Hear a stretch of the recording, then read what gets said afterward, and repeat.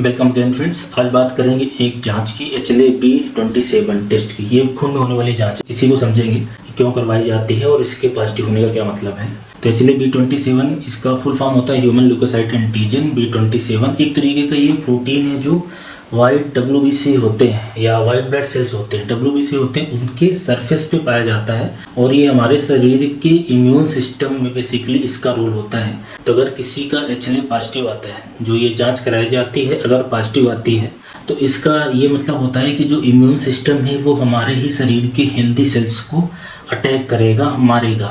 तो एक तरीके से ये HLA प्रोटीन टेस्ट करने का मतलब होता है, या आसान भाषा में ऐसा बोलना है कि हमारे शरीर में काफ़ी तरह की ऑटोइम्यून बीमारियां होती हैं, वो ऑटोइम्यून बीमारी है कि नहीं उसके लिए HLA-B27 कराया जाता है। तो काफ़ी तरह की ऑटोइम्यून बीमारियों में ये पॉजिटिव आता है। कुछ बीमारियों में परसेंटेज अलग होता है। तो स्पेशली अगर बात करें तो जैसे एंकाइलोजिंग स्पॉन्डिलाइटिस है, जिसमें HLA-B27 काफ़ी ज़्यादा मात्रा में देखा जाता है। मतलब HLA-B27 लगभग 90% ज़्यादा लोगों में ये पॉजिटिव आता है, जो एंकाइलोजिंग स्पॉन्डिलाइटिस के होते हैं। ये स्पाइन की हड्डी की बीमारी है। तो किन लोगों में रिकमेंड किया जाएगा, डॉक्टर किन लोगों में रिकमेंड करेंगे? ऐसे लोग जिनमें ऑटो इम्यून बीमारी के लक्षण दिख रहे हैं, स्पेशली ऐसी ऑटोइम्यून बीमारी के लक्षण जिनमें ये HLA-B27 पॉजिटिव आता है, वो है कि नहीं देखने के लिए। और जब ट्रांसप्लांट कराते हैं किसी ऑर्गन का, चाहे लिवर का ट्रांसप्लांट हो या किडनी का ट्रांसप्लांट हो, उस केसेस में HLA-B27 का जो लेवल होता है वो देखा जाता है। तो स्पेसिफिक इंडिकेशन की बात करें कि कौन सी बीमारी सस्पेक्टेड लग रही है, तब हमें ब्लड में इसकी मात्रा जाननी है,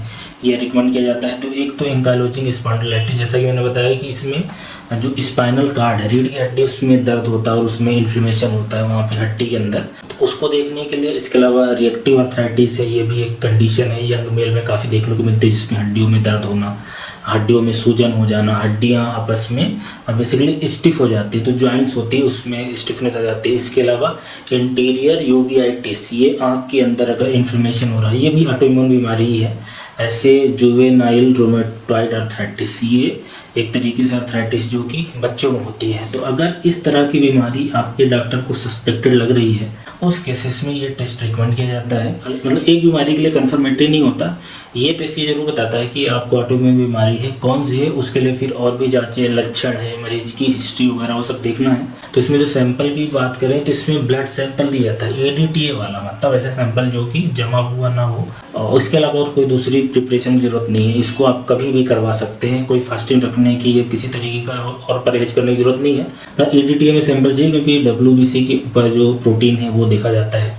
और यूजली ये फ्लो साइटोमेट्री से कराया जाता है। जब नॉर्मली रिकमेंड किया जाता है तो फ्लो साइटोमेट्री उसमें मेथड रहती है, और कई बार एकदम कंफर्म करना है तो HLA-B27 PCR के द्वारा भी, जो जेनेटिक टेस्टिंग है उसके द्वारा भी कराया जाता है। बहरहाल ये थोड़ा सा महंगा टेस्ट है, स्पेशलाइज लैब चाहिए, बड़ी लैब चाहिए, हो सकता है बड़े शहरों में जाए, और इसकी प्राइस भी काफ़ी ज़्यादा रहती है, 2000 से लेके 3000 के बीच में हो सकता है, क्योंकि काफ़ी स्पेशल टेस्ट है, समय लगता है, मशीनें बड़ी चाहिए होती हैं, तो ये थोड़ा सा महंगा टेस्ट है। एक आप रफ एस्टिमेट 2000 ±500 और मान लें।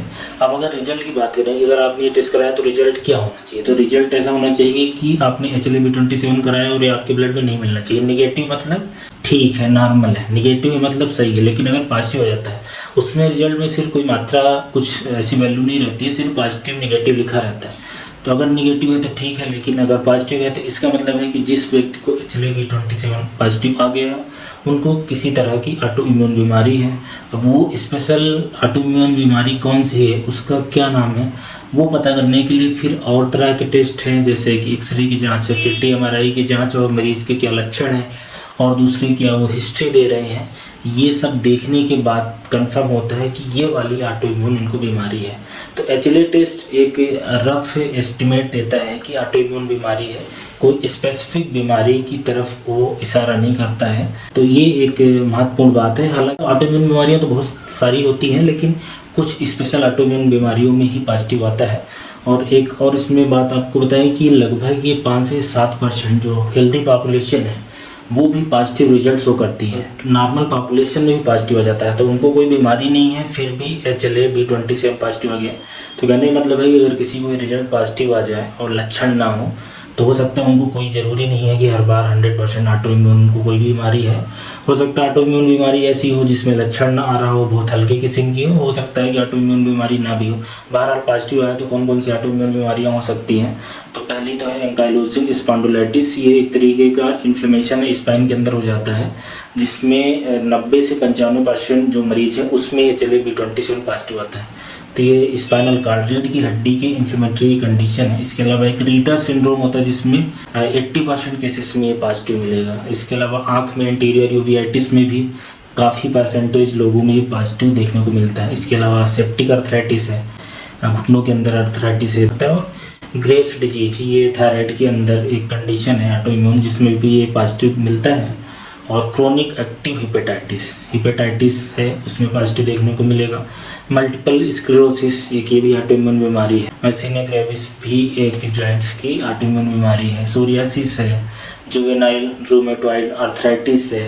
इसके अलावा सीलियक डिजीज है, पेट के अंदर एक और ऑटो इम्यून बीमारी होती है, इन्फ्लेमेटरी बाउल डिजीज है। तो इतनी तरह की ऑटो इम्यून बीमारियों में पॉजिटिव आ सकता है, लेकिन मोस्टली ये एंकाइलोजिंग स्पॉन्डिलाइटिस या रिटर सिंड्रोम या एंटीरियर यूवियाइटिस इस तरह के पेशेंट में ज़्यादा कॉमन है। और दूसरी भी बीमारी हो सकता है। तो कहने का मतलब है कि ये एक स्क्रीनिंग जैसा आपको ये टेस्ट रिकमेंड करा जाता है। और कई बार चूँकि ये फ्लो साइटोमेट्री से होता है और दूसरे जो HLA होते हैं, HLA एंटीजन होता है, जैसे HLA-B27 है, इसमें जो एंटीबॉडी यूज करते हैं दूसरे एंटीजन से क्रॉस रिएक्ट करते हैं, इसलिए PCR से कंफर्म करा लेना बेहतर रहता है। जैसे आपको HLA-B27 फ्लो साइटोमेट्री में पॉजिटिव आ गया, ठीक है, तो उसको हम PCR से कंफर्म करा लेंगे। अगर ऐसा डाउट लग रहा है कि ये पॉजिटिव जरूर आया है लेकिन कोई लक्षण नहीं है, तो कंफर्म PCR के द्वारा मॉलिक्यूलर मेथड से करा लेना चाहिए। तो ये HLA-B27 एक जो जाँच है उसके बारे में जानकारी है कि ये कब कराई जाती है, क्या मतलब है, और अगर किसी को पॉजिटिव आ गया है तो क्या उसका मतलब है, क्या करना चाहिए उनको, वो समझ गए होंगे। अगर ये पॉजिटिव आता है तो फिर देखा जाएगा कि किस हिस्से में एक्चुअली बीमारी है, क्या एग्जैक्ट बीमारी है, फिर उस हिसाब से ट्रीटमेंट वगैरह होता है। ऑटो इम्यून बीमारियों का ट्रीटमेंट थोड़ा अलग तरीके से चलता है कन्वेंशनल बीमारियों से, तो फिर उस तरीके से आपका इलाज चलेगा। तो इस टेस्ट के बारे में आप समझ गए होंगे। बेसिक जो जानकारी मोटी मोटी होनी चाहिए वो मैंने बता दी है। धन्यवाद।